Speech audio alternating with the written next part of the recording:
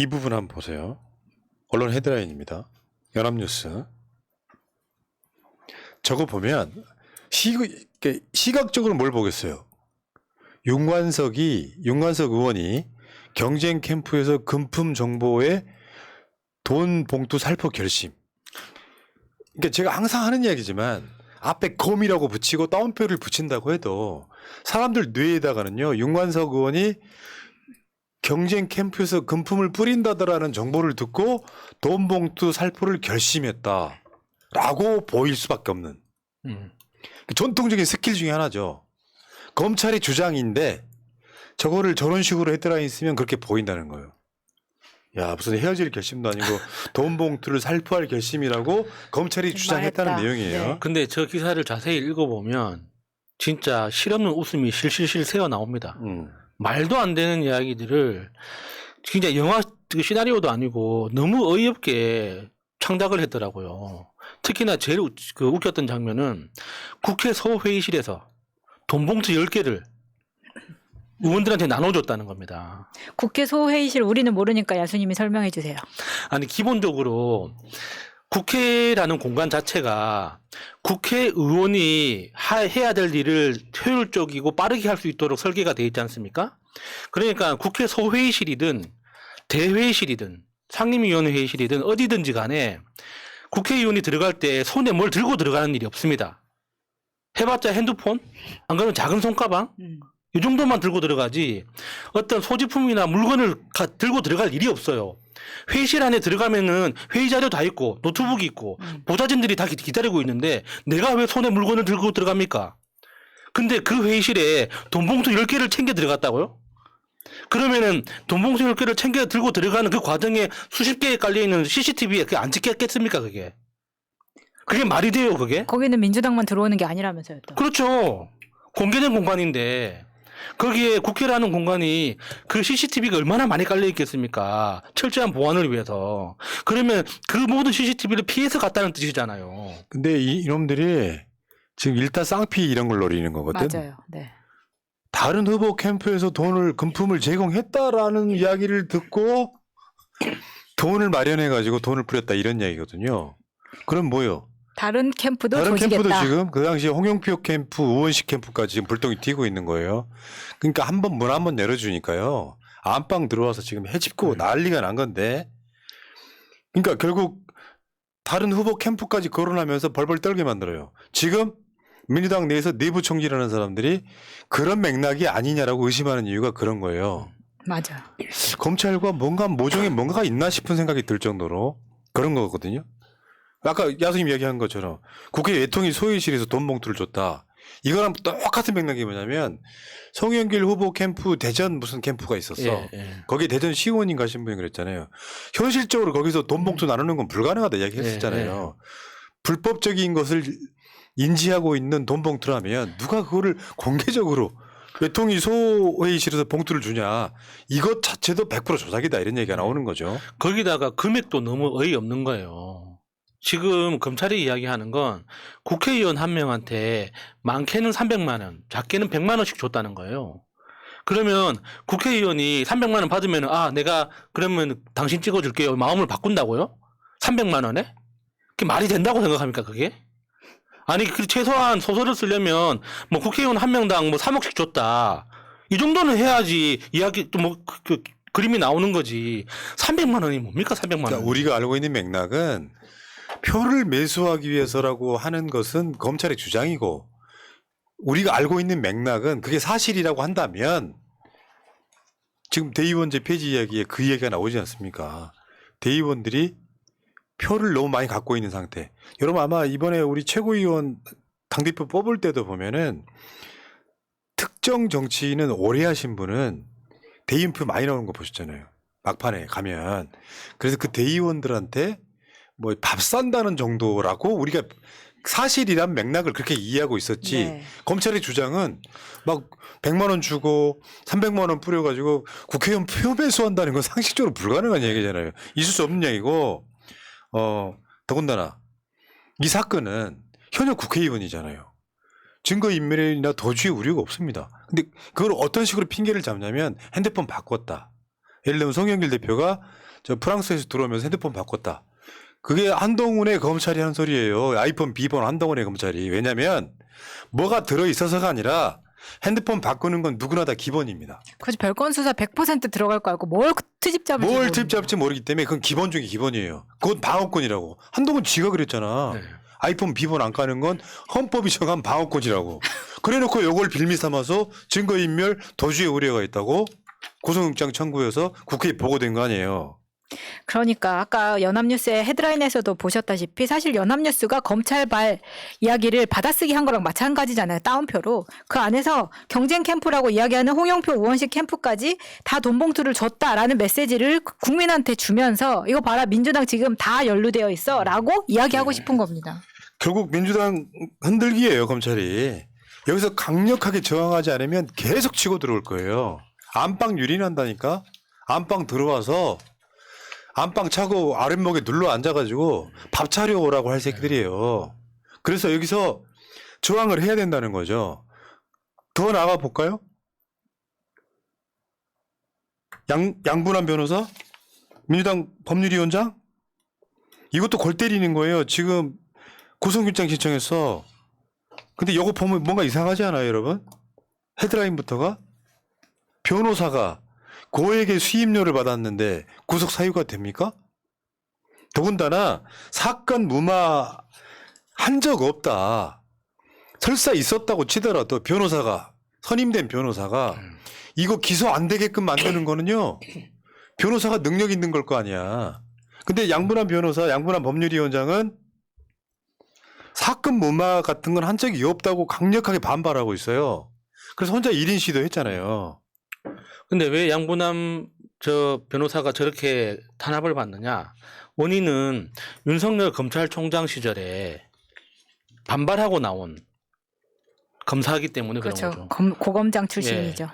그러니까 그 당시에 권성동 그 의원 그 지역에서 있었던 채용 비리 있잖아요. 네, 강원랜드. 예, 강원랜드 채용 비리 수사를 했었던 담당 검사기도 했었는데 그때 기소 의견을 냈었던 겁니다. 그래서 그때 기소 의견을 주장하다가 그러니까 그 기소가 안 되고 무혐의 결론이 났잖아요. 그래서 그냥 그때 옷 벗고 나왔었거든요.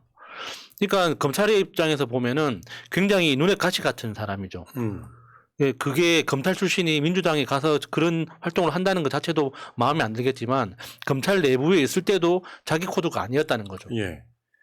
어쨌든 변호사의 고액 수임료를 문제 삼아서 사건을 무마 있잖아요. 변호사가 재판에만 이기는 게 변호사가 아니고요. 기소 안 되게끔 하는 게 최고로 유능한 변호사인데 그것마저도 양분한 변호사 법률위원장은 아니라고 이야기하고 있는 건데 이게 지금 민주당 자체에 쳐들어와 있는 윤석열 정권의 모습이고요.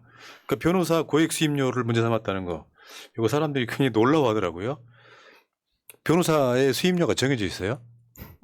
없죠. 씨발. 그런 게 없죠. 아니 그리고 맡길만 하니까 그 정도 돈을 아니, 줄 그리고 거고. 우리 유명한 케이스 알잖아요. 뭐 그 검사에서 나오자마자 뭐 몇백억 벌었다, 그렇지. 뭐 100억 벌었다, 뭐 원룸을 뭐 수십 개 샀다, 뭐 그런 그래. 케이스 다 알잖아요. 박영수도 있고 박민식도 국회의원 하면서 변호사 굴려서 50억 벌고 그랬잖아요. 야, 대단한 새끼들이 정말. 소득세를 7억을 냈다잖아요. 근데 자. 지금 전체 수임료 2억 8천 가지고 이 난리를 치고 있는 자, 겁니다. 그리고 오늘 김남국 의원이 국회의 모습 드러냈습니다.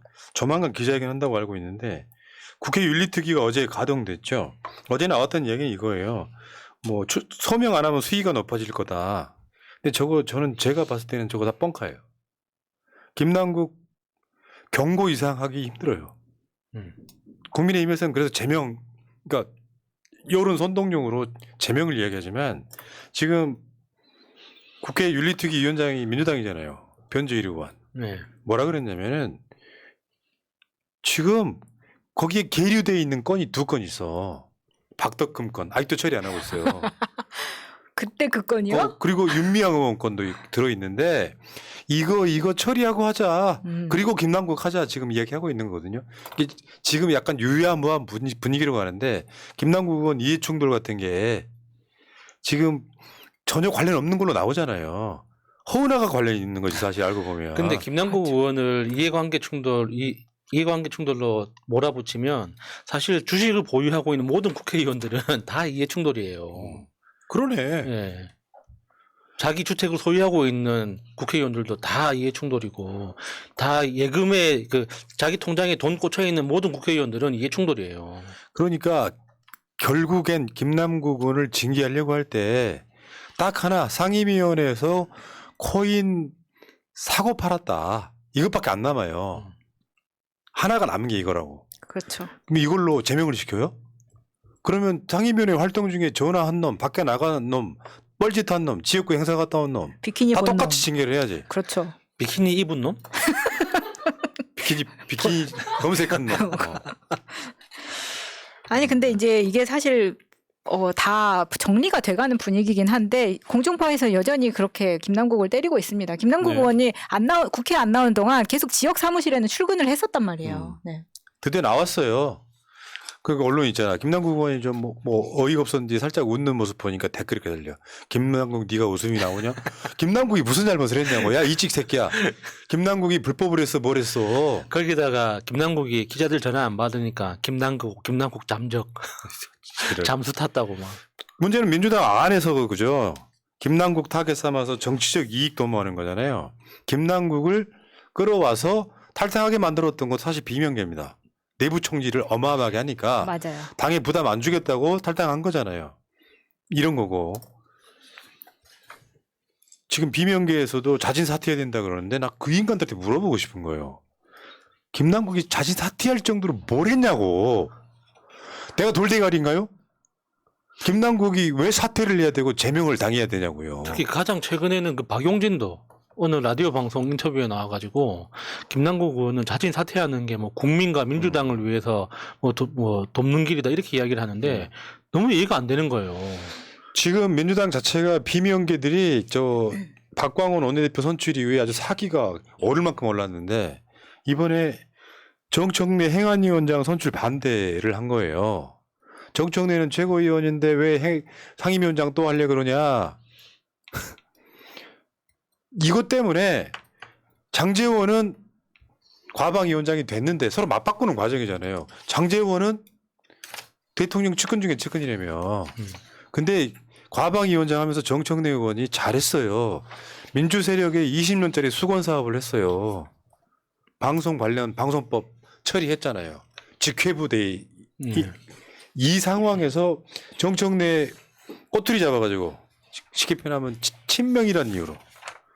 그래서 지금 상임위원장 합의가 실패해가지고 민주당 3명만 정청래 포함, 박홍근 포함 상임위원장 임명을 못했습니다. 그러니까 저게 상임위원장 선출이 안 된 이유가 국민의힘 반대 때문에 안 된 거라면 그냥 우리가 더 분노하고 가열차게 뭐 욕할 수는 있겠는데 정말 어이가 없는 게 민주당 내부 반대 때문에 못했다는 거잖아요. 그게 너무 어이가 없는 거예요. 저는 이거 진짜 심각하게 생각하고요. 이게 어떤 면으로는 이참에 비명계 하는 짓을 봐라. 민주당이 아니라 완전히 자기들 밥그릇 때문에 이렇게 싸우는 거 아니냐라는 걸 명확하게 보여준 계기라고 생각합니다. 네. 앞에서 보신 것처럼 그 검찰이 경쟁 캠프 금품 살포 때문에 뭐 윤관석 이런 이야기 했었잖아요. 그래서 다른 캠프까지 다 연루되어 들어가다 보니까 비명계들이 본인들한테 들어올 화살을 지금 김남국과 정청래 이렇게 친명계 사람들한테 전부 다 화살을 돌리고 있는 거라고 생각이 드는 거예요. 그러니까 다른 거 없어요. 윤석열하고 안 싸우고 내부 총질만 하면은 그것 때문에 지지율 떨어지는 거예요. 최소한 이 원리는 알았으면 좋겠어. 김남국 건이 터졌을 때 저게 뭐가 문제냐라고 외치는 것이 민주당 지지율을 올리는 건데 김남국은 문제 있다라고 내부 총질하니까 김남국 탈당을 했죠. 그럼 우리는 알고 있잖아요. 일반 국민들은 몰라요. 김남국이 큰 잘못했나 보다라고 생각을 하지.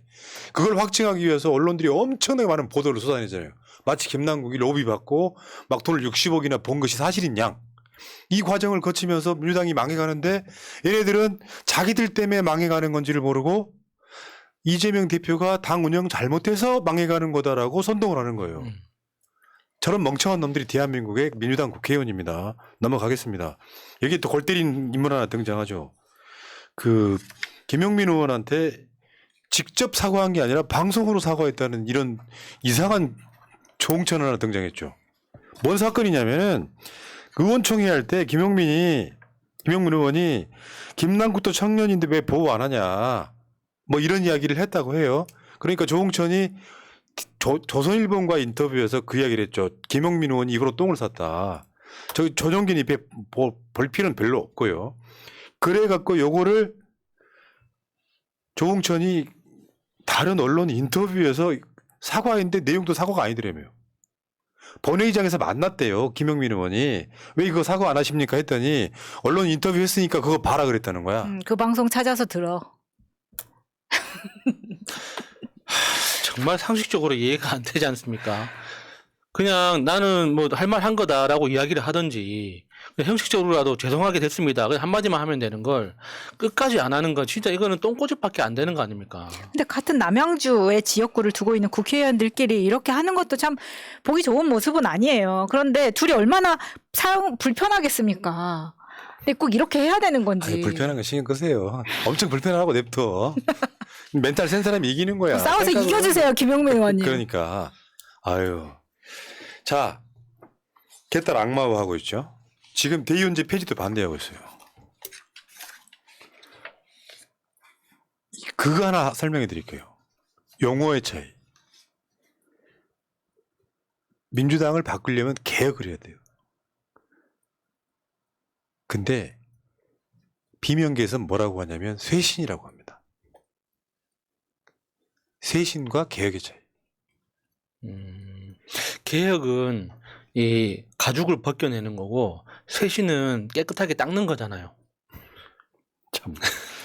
개혁이 더 센 문제는요, 거네. 무엇이 중요한지를 몰라 이것들이. 우리가 여당일 때는 여당이 썩어간다 그러면 비판할 수 있는 거예요. 그래야 건강한 정당인 건데 윤석열이 저렇게 개지랄하고 있음에도 불구하고 윤석열과 안 싸우고 당대표만 흔들어. 이재명 대표 물러나라고요? 어저께인가 보니까 뭐 언론이 그 팩트체크했더만 다시 한 번 말씀드릴게요. 이재명 대표 물러나고 혹시나 이낙연 등장하잖아요. 민주당 끝나요 그냥. 왜냐하면 이낙연 자체가 이재명을 저렇게 만든 주요 공신 중에 한 명이잖아. 그쪽 입장에서 보면. 네. 근데 그 쉽게 표현하면 그들은 이재명을 악마화하려고 노력했지만 지금 악마화되어 있는 사람은 이낙연이에요. 그러니까 대체제가 될 수 없다고. 이재명 지지하는 77.77%는 당을 떠난다고 보시면 돼요, 마음에. 그러면 윤석열 좋은 일을 시키는 거지. 그러니까 지금 이 상황에서는 이재명 중심으로 뭉치는 것이 정치 순리나 상식이나 정치학적으로도 맞거든요. 대체제가 안 되는 사람들 끌어와서 이재명 흔들면 자신들이 뭔가 도움이 될 거라고 생각하면 그 개착각이다 이렇게 말씀드리고요. 그냥 어그로 끄는 것밖에 더 되겠어요. 그냥 트롤이야, 트롤. 그 황희두 이사가 잘 쓰는 표현이죠. 트롤. 여기까지 하겠습니다. 자, 검찰은 표적질을 하고 있고 여기에 화답하는 내부 총질러들이 민주당을 지금 흔들고 있다. 자, 뭘로 어떻게 막아야 될까요? 새날이 막아내겠습니다. 쌍놈의 새끼들. 자, 1부 마칠게요.